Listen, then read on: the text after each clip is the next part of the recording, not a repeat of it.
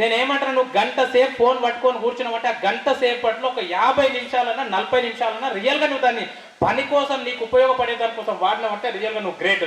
కానీ మనం ఏం చేస్తున్నాం, చూడరా నువ్వు అన్నీ చూస్తున్నాం, అన్ని చూసుకుంటా మన జీవితాన్ని వేస్ట్ చేసుకున్నాం. ఇంతకుముందు మీ టీచర్లు చదువుకునేటప్పుడు మ్యాథ్స్లో ఏదైనా ప్రాబ్లం అర్థం కాకపోతే మళ్ళీ ప్రాబ్లం తెలియాలంటే మళ్ళీ స్కూల్కి వచ్చిన తర్వాత టీచర్ చెప్తే దిక్కు లేకుంటే లేదు.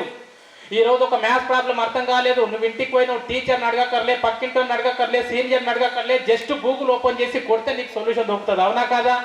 యూట్యూబ్ ఓపెన్ చేసి కొడితే నంబర్ ఆఫ్ లెక్చర్స్ వస్తున్నాయి. అవునా కాదా? ఇంతకుముందు నువ్వు డాక్టర్ కావాలంటే ఏమేమి కోర్సులు చేయాలంటే ఎవరెవరినో అడగాలి. ఇప్పుడు అవసరమే లేదు, how to become a doctor అని చెప్పి నువ్వు కొట్టు, మొత్తం ప్రాసెస్ వస్తుంది.